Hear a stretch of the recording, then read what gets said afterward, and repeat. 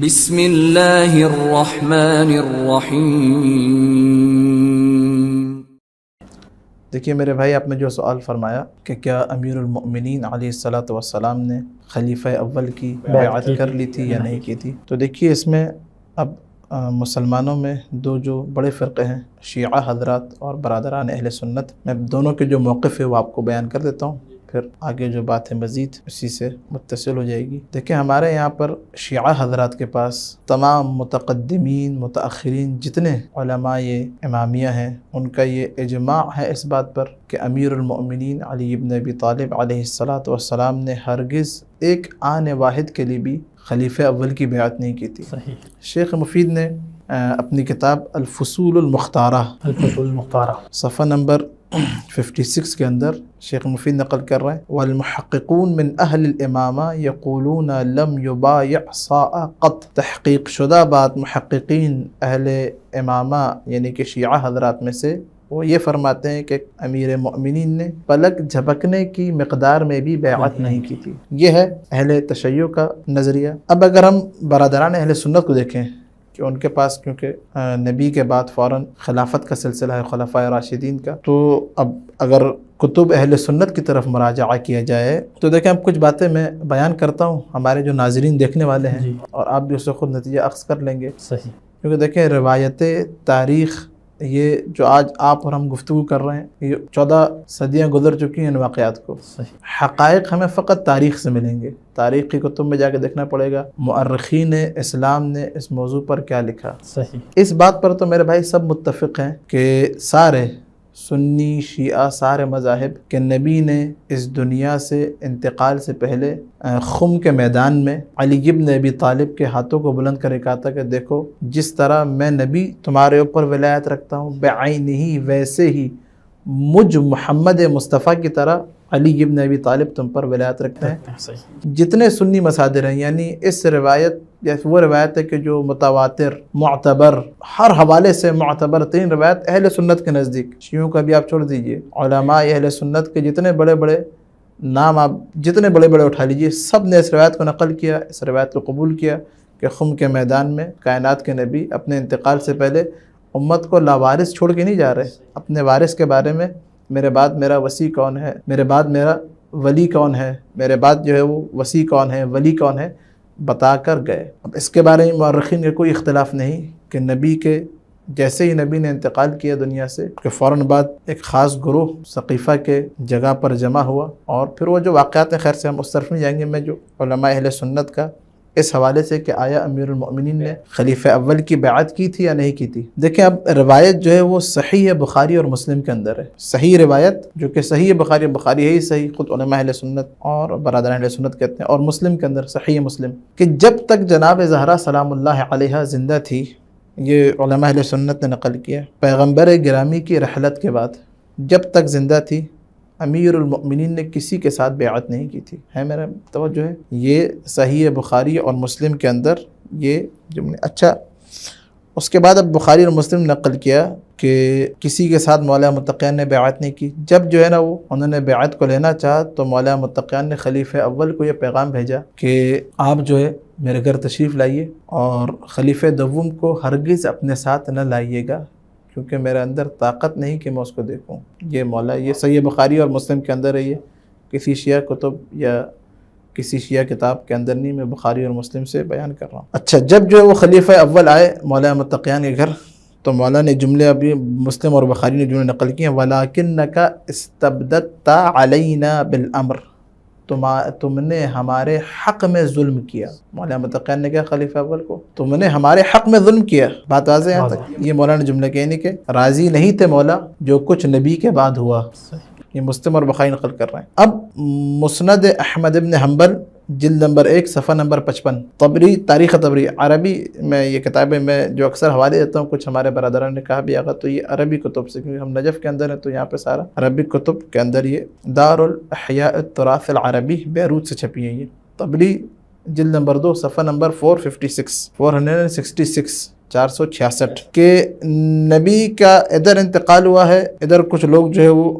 نبی کے بعد کس کو خلیفہ بننا ہے سقیفہ کے موقع پر جمع ہو گیا کہ، اور کچھ حضرات نبی کے اصحاب میں سے، جن میں سے عباس ابن عبد المطلب، فضل ابن عباس، زبیر ابن عوام، خالد ابن سعید، مقداد، سلمان، ابو ذر، عمار ابن یاسر، ابن ابی ابن کعب، یہ سب حضرات انہوں نے ہرگز خلیفہ اول کی بیعت نہیں کی اس موقع پر۔ ان سب نے مولا متقیان کی سائڈ لی، کہا کہ نبی علی کو اپنا خلیفہ بنا کے گئے تھے، الگ سے سقیفہ میں جانے کی، سقیفہ بنانے کی کیا ضرورت ہے؟ اور پھر مسند احمد نے اور طبری نے تصریح کی، وضاحت کی کہ یہ جو پورا گروہ ہے عباس ابن عبد المطلب، یہ 6 7 8 9 10 جتنے بھی حضرات تھے، یہ جناب زہرا سلام اللہ علیہ کے گھر میں جمع ہوئے اور ہرگز انہوں نے خلیفہ اول کی بیعت نہیں کی۔ یہ علماء اہل سنت کی کتب سے۔ لیکن قبلہ یہاں پر ایک سوال یہ بھی اٹھتا ہے کہ کہتے ہیں کہ اگر امیر المومنین علی بن ابی طالب نے اگر بیعت نہیں کی تھی تو خلیفہ اول کے دور میں دیکھ لیں، خلیفہ ثانی کے دور میں دیکھ لیں کہ مولا ہر مسئلے میں ہر مشورہ دینے کے لیے ان کے ساتھ شامل حال رہتے تھے، اور جیسے ایک دیوانی کا واقعہ ہمارے کو ملتا ہے کہ دیوانی کے حد سے آ کر مولا ان کو آ کے بچا رہے ہیں، تو پھر اس حوالے سے آپ کیا بیان کریں گے؟ تم جزاکم اللہ۔ دیکھیں یہ وہ شبہ ہے جو اکثر برادران اہل سنت کی طرف سے ان کے علماء جو ہے یہ شبہ وارد کرتے ہیں کہ بھائی اگر مولا نے جو ہے بیعت نہیں کی تھی تو ہر مسئلے میں ساتھ کیوں ہیں۔ دیکھیں یہ بات یاد رکھیں کہ ہمارے یہاں پہ برادران اہل سنت سے، اب بات طویل ہو جائے گی لیکن تھوڑا سا میں اس کی وضاحت کر دوں یہاں پہ بیچ میں، کہ وہاں پہ جو ہے وہ خلافت وہ اللہ کی طرف سے نہیں ہوتی، لیکن ہمارا جو شیعہ امامیہ عدلیہ کا جو عقیدہ ہے وہ یہ کہ امام اور خلیفہ فقط اور فقط یہ اختیار خدا کو ہے کہ وہ اپنا خلیفہ بنائے۔ امامت اور خلافت منصوص من اللہ ہونا چاہیے، لوگوں کو یہ اختیار نہیں کہ اپنی طرف سے کسی کو بھی جو ہے وہ خلیفہ بنا لے یا امام چن لے اپنی طرف سے۔ قیامت تک یہ سلسلہ خدا کی طرف سے جاری رہے گا اور خدا کی طرف سے ہی اس کا معین کردہ بندہ اس روئے زمین پر خلیفہ ہوگا۔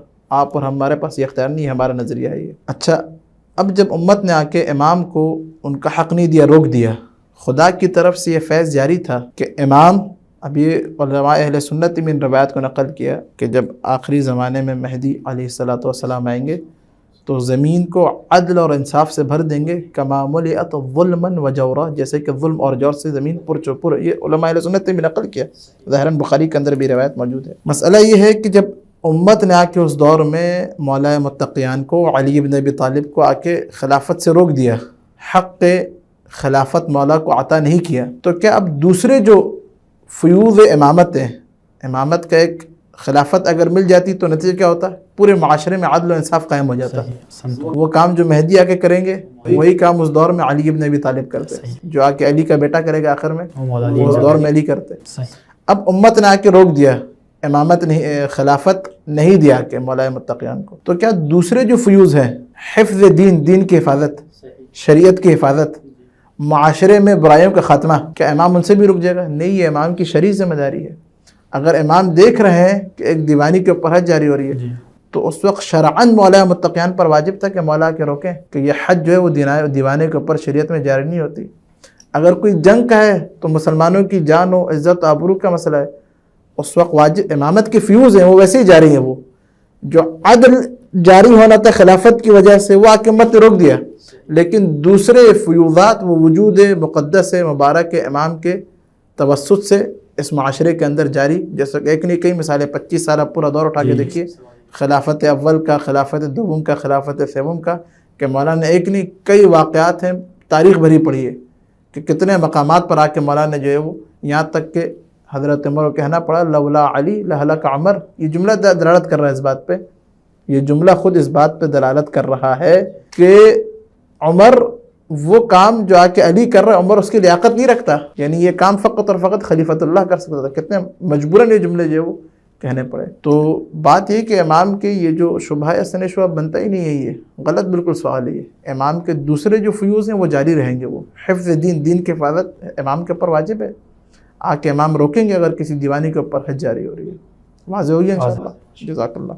قبلہ پھر ایک سوال یہ بھی اٹھتا ہے کہ مولا 25 سال جو ہے وہ خاموش کیوں رہے؟ جی بالکل، دیکھیں 25 سال جو ہے وہ مولا متقیان، یہ جو سوال کیا جاتا ہے یہ بھی برادران اہل سنت کی طرف سے ہمارے پاس دیکھیں یہ بات ہے کہ جب وہ سارے واقعات کہ جب 3 دفعہ جناب زہرا سلام اللہ علیہ کے گھر پر حملہ ہوا ہے، 3 دفعہ، یہ روایت اہل سنت کے پاس بھی ہے یہ، اور 3 دفعہ جب جناب زہرا سلام اللہ علیہا کے گھر پر آئے ہیں. اس کو بھی بخاری اور مسلم نے ظاہر نقل کیا ہے کہ مولا نے ہرگز بیعت نہیں کی یہاں تک کہ مولا کو اس اونٹ کی طرح جو ہے وہ کہ جس کے جو ہے ہاتھ پیر اور زبان بندی اس کی طرح مولا کو باندھ کر لے جایا گیا. اور پھر مورخین نے لکھا ہے دردناک جملے ہیں وہ علی کے جو فاتح خیبر ہے جو فاتح بدر و حنین ہے. اب دیکھیے صبر علی دیکھیے آپ ادھر اس مقام پر صبر علی دیکھیے آپ کہ مولا متقیان کو جو ہے وہ گھسیٹتے ہوئے جو ہے وہ لے جایا گیا. اور پھر مسند احمد بن حنبل میں لکھا یہ بات روایت موجود ہے یہ کہ مولا نے ہرگز اپنا ہاتھ آگے نہیں بڑھایا یہاں تک کہ جو ہے وہ حضرت ابوبکر نے اپنے ہاتھ کو علی کے بندے ہوئے ہاتھوں پر اپنے ہاتھ کو مس کر کے کہا کہ ہاں بیعت ہو گئی. میرا یہ سوال ہے برادران اہل سنت سے کہ بیعت کے لغوی معنی کیا ہے؟ میں آپ نے جو سوال کیا خاموشی اس کی طرف آ رہا ہوں یہ مقدمہ بنا رہا ہوں اس کے لیے. بیعت کا لغوی معنی اگر آپ لغت کے اندر مراجعہ کریں بیعت یہ ہوتی ہے کہ ایک شہری ایک حاکم کے ساتھ بیعت کرے آ کے اس کے اقرار کرے کہ تمہارا جو امر جو حکم ہوگا میں اس میں تمہارے تابع ہوں تمہارا مطیع ہوں. یہ بیعت کے لغوی معنی ہے. یعنی کیا؟ آپ تھوڑا غور کیجئے. یعنی بیعت کے اندر معاملہ بین الطرفین دونوں طرف سے ہوتا ہے ایک طرف سے نہیں. صحیح. بیعت کی جو تعریف ہے اس میں مثلا حاکم اور اگر آپ حاکم ہیں تو میں آ کے آپ سے بولوں کہ برادر وسیع میں آپ کا ہر آپ کے امر میں آپ کا مطیع ہوں. یہ ہے بیعت بین الطرفین. ایک طرف سے نہیں ہوتی بیعت دونوں طرف سے ہوگی بیعت. صحیح جزاک اللہ. بات آج اب جو مسلم اور مسند احمد بن حنبل کے اندر روایت ہے کہ مولا کو گھسیٹ کے لایا گیا اور مولا کے ہاتھ پر جناب ابوبکر نے اپنے ہاتھ کو مس کر کہا کہ ہاں بیعت ہو گئی. یہ بتائیے کیا یہ بیعت کی تعریف کے مطابق ہے؟ بالکل ہرگز نہیں ایسا اس طرح لایا جا رہا ہے ہرگز ایسا نہیں ہے. ہاں بات یہ کہ 25 ایئرز مولا متقیان خاموش کیوں رہے کہ ہمارے پاس ایک نہیں کئی روایتیں کہ جب گھر پہ حملہ ہوا تو یہ وصیت خاتم الانبیاء تھی کہ یا علی آپ نے خاموش رہنا ہے. اچھا اب یہ وصیت کیوں کر رہے ہیں خاتم الانبیاء آپ نے خاموش رہنا ہے؟ دیکھیں میرے بھائی یہ بات لاجیکلی طور پر آج کے دنیا کا ہر عاقل بھی آپ قرآن اس کو چھوڑ دیں ہر عاقل اس بات کو تسلیم کرتا ہے کہ ہر معاملے میں جنگ کرنا حل نہیں ہوتا. ہر معاملے میں انسان تلوار نکالے پستول نکالے جا کے قتل و غارت کر دے یہ حل نہیں ہے یہ. بلکہ عقل کا تقاضا یہ ہے کہ جب جو ہے نا وہ کسی امت کی حفاظت کرنی ہو تو وہاں پہ انسان خاموشی اور صبر سے کام لیتے ہیں. وہاں پہ جہاں پہ لاکھوں لوگوں کی جان ہو تو وہاں پہ خاموشی اور صبر سے رہتا ہے. قرآن کے اندر ایک نہیں کئی مثالیں ہیں. حضرت ابراہیم کا واقعہ پڑھیے. وہ جو بت پرست تھے ان کو چھوڑ کے چلے گئے اٹھاتے کلاڑی جنگ شروع کر دیتے ابراہیم صبر و تحمل سے کام. اصحاب کہف کے بارے میں چلے گئے غار میں خدا کرے ہمارے سائے کے اندر رہیں گے. ابراہیم بھی اصحاب کہف بھی نعوذ باللہ کیا وہ خائن تھے ڈرپوک تھے کیا حضرت ابراہیم اصحاب کہف؟ یہ کوئی مسلمان اس بات کو نہیں مانتا. حضرت موسیٰ جب جا رہے تھے حضرت ہارون کو چھوڑ کے 30 یا 40 دن کا جو میقات ہے آپ جا کے دیکھیے حضرت ہارون کو خلیفہ بنا کے چھوڑ گئے 40 دن کے لیے بھی. یہاں پہ بھی یہ نقطہ ملتا ہے کہ نبی اگر 40 دن کے لیے امت کو چھوڑ کے جائے تو بغیر خلیفہ کے خود چھوڑ کے جاتا ہے. خود نبی خلیفہ تعین کر کے معین کر کے جاتا ہے. حضرت ہارون جب امت نے گوسالے کی جو ہے نا وہ بنی اسرائیل نے پوجا شروع کی تو حضرت ہارون کو تلوار نکالنی چاہیے تھی. جب حضرت موسیٰ نے آ کے پوچھا کہ آپ نے کیوں جو ہے قیام نہیں کیا تو کہا کہ اس خوف سے نہیں کیا کہ آپ کی امت میں تفرقہ نہ ہو جائے. امیر المؤمنین جو 25 سال خاموش رہے اب دیکھیں اس وقت نیا یعنی کہ ایک خاتم الانبیاء کی پوری زحمات وہ جاہل عربوں کو آ کے نیا مسلمان بنایا ہے نئے مسلمہ پڑھا انہوں نے. اور ادھر نبی کے ادھر پوری امت کے اندر یہاں سے مولا تلوار نکال لیتا. آپ تھوڑا صورتحال دیکھیں وہاں سے یہ سامنے آتے آپ بتائیں مسلمان آج جو ہم تک جو آج ہم کلمہ پڑھنے کے کلمہ اس طریقے سے پہنچ پاتا ہے. آج بھی اگر دنیا مسلمان ہے تو فقط یہ صدقہ ذات علی بن ابی طالب کا کہ کروڑوں کی تعداد میں مسلمان موجود ہیں.